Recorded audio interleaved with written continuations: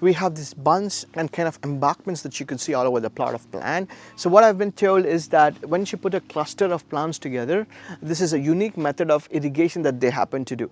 They have tie-up with the firm. The firm name is Maya Screens. So that firm has helped them to measure all the various aspects of it. So what are the data points that could be collected out here? So you have the ammonia content out there. How do you tell me that this particular level of ammonia has been reached so that that could be transformed? They are using some IoT sensors that's going to measure the ammonia content in that soil, and it's going to let us know when is the right time to turn it over. So here are some of the value adds and the products that got derived from the banana trees out there. Sir tells me that over a course of time they have perfected the art so much that all different types of things that grow up all the way from the root to the top of the leaf, everything gets converted into. So in continuation of our process, so after the unforgiving sun of Chittode, where we had to walk to the 6 different tanks, talk about all the enriched process, it gives an absolute pleasure to stay in this blissful ecosystem. Sir tells me that this is equivalent to a rainforest. That's the kind of outcome that you tend to get from here. So typically, how do you determine between what is a forest and a rainforest? That was the question sir was explaining me in very detail. He told me that typically when you talk about a rainforest, the cultivation of it, or even better, let me step back a little and talk about the difference between forest and a rainforest. Typically, how do you categorize a forest as a regular forest or rainforest is you take a square foot of area, try to see what's the water content that seeps into the soil and what's the water content that gets evaporated back into the sky above and comes back as rain.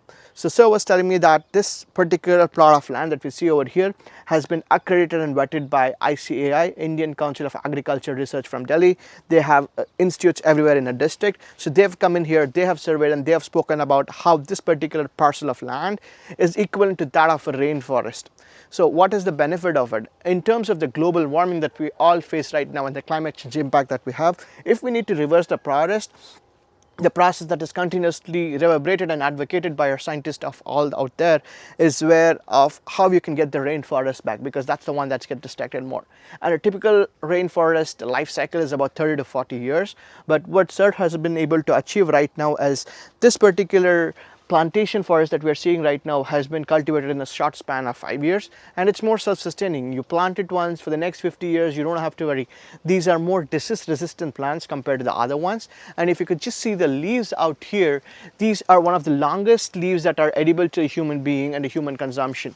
So these leaves, when we compounded with the area that they take up to grow, it has been investigated and it has been vetted and it has been told by rainforest scientists from the ICAI that this yield that you get in terms of oxygen is indeed equivalent to that of a rainforest, and it is pretty good for everything around us. So sir has been also been doing research about how this could be done better, and something he's currently trying to do R&D is trying to combine the plantain leaf with some aloe vera plants that are out there. So what he has been reading about and been researching about is every time you take an aloe vera, combine it with the roots of a banyan plant, it improves the medicinal values and makes it more fertile and enriched. So that's the research that's currently going on that enhances the soil and makes it more fertile and also makes the plant more disease resistant and more strong.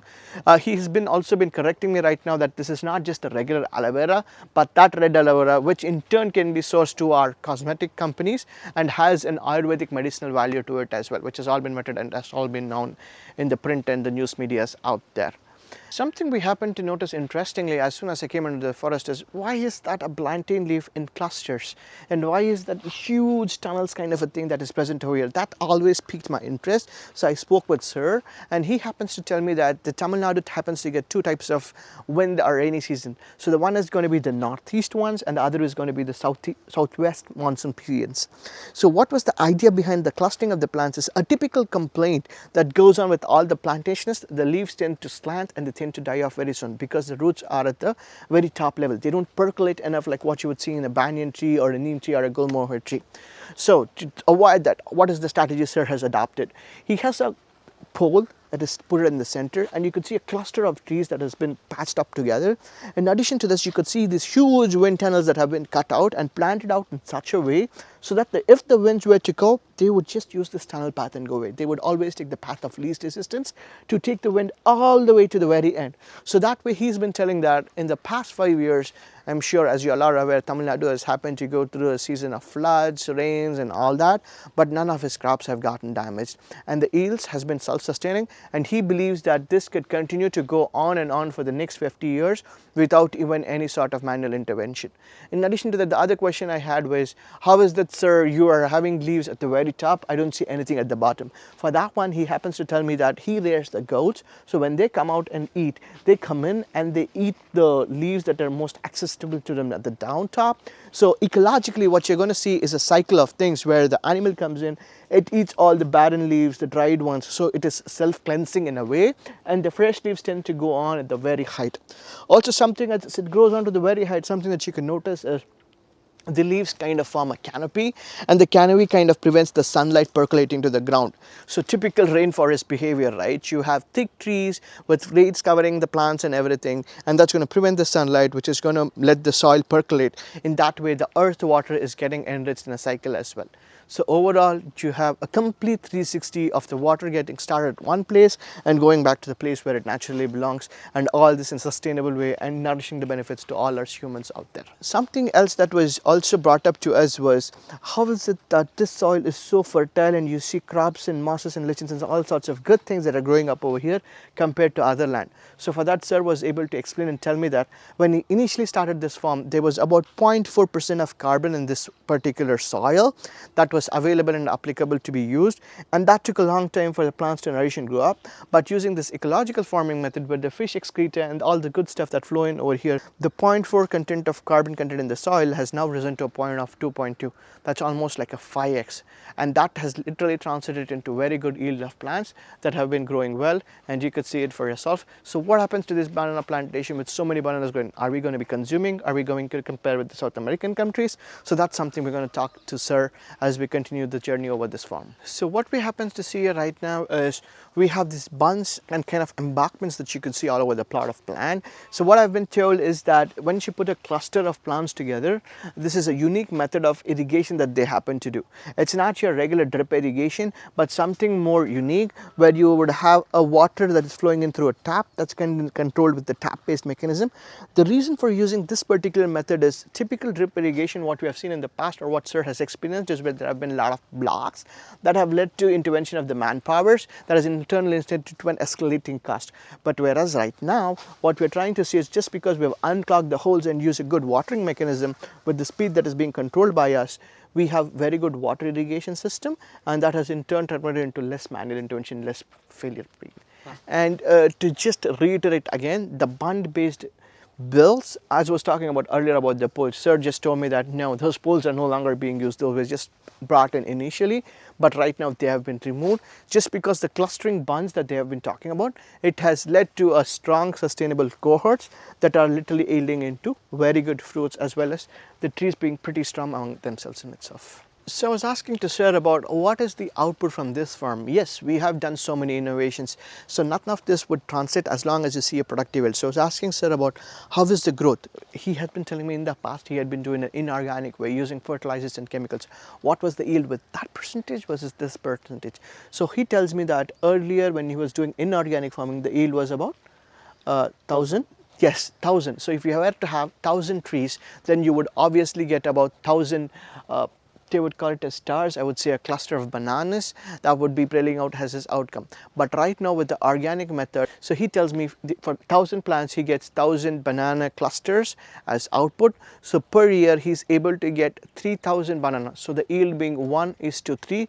In the organic way, he would get about 1,000 of them. The organic way, he tends to get about 3,000 of them as yields from these plants. So we have the plantation set, we got the yields, we got all the good stuff. But what about the bad stuff that happens always? Typically, when you talk to a farmer, they're going to always cuss and feel sad about how the plants get dead by the insects, the natural predators of planet Earth, right?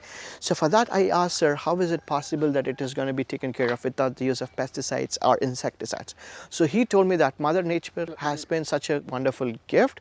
So what it does is, every time it comes over to a plant, you would have some insects that grow at the bottom. So the ducks and the hens that get reared in this field, they come in over here. There is none of the weeding that happens out here. They come in and they use those proteins to enrich themselves. So in that process, what they happen is they happen to eat them at the very bottom. So that way, even the larvae, the moms, the dads, everything gets eaten. So they don't get an opportunity to grow all the way up. But when you happen to use insecticides and chemical, as it has been well known fact with all the pesticides, the first layer is always going to be like a sedative. It's not going to kill them. During that process, the insects tend to grow all the way to the top, and we have heard many farmers whine about how these plants have been destroyed over and over again. But because of the ecological balance that we try to bring in with the natural predators being tackled by the natural predators in the wild in itself, which is for the insects, the birds and the ducks, they all tend to eat them together and they are all taken out quite naturally. So you tend to maintain an ecological equilibrium out here.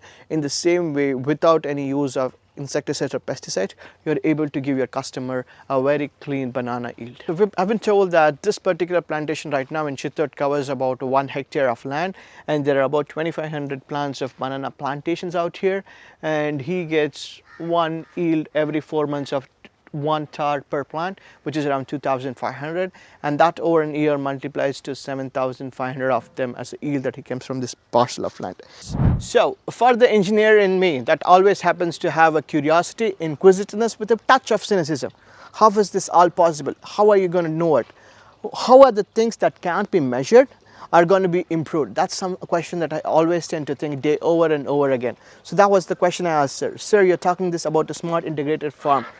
I agree, this is a very smart way of doing everything right now, but what are the ways you're going to measure it? So sir said that they already have plans, they have tie-up with the firm name is Maya Screens. So that firm has helped them to measure all the various aspects of it. So what are the data points that could be collected out here?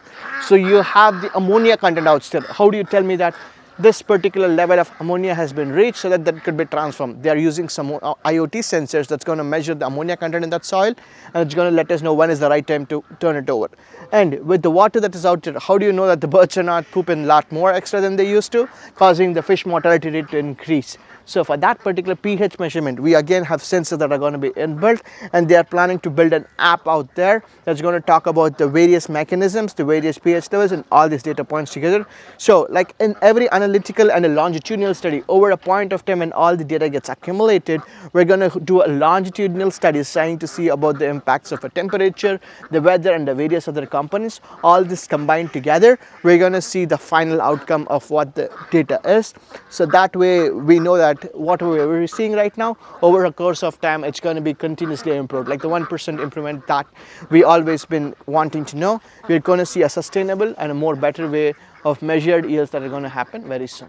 So everyone, we had seen in the earlier time slots that how the 6 types of ponds that constitute the integrated farming, at the end of it we just have the banana leaves and the plantations that are out there. Now what we get to do is we have to see what happens out from there. So here are some of the value adds and the products that got derived from the banana trees out there.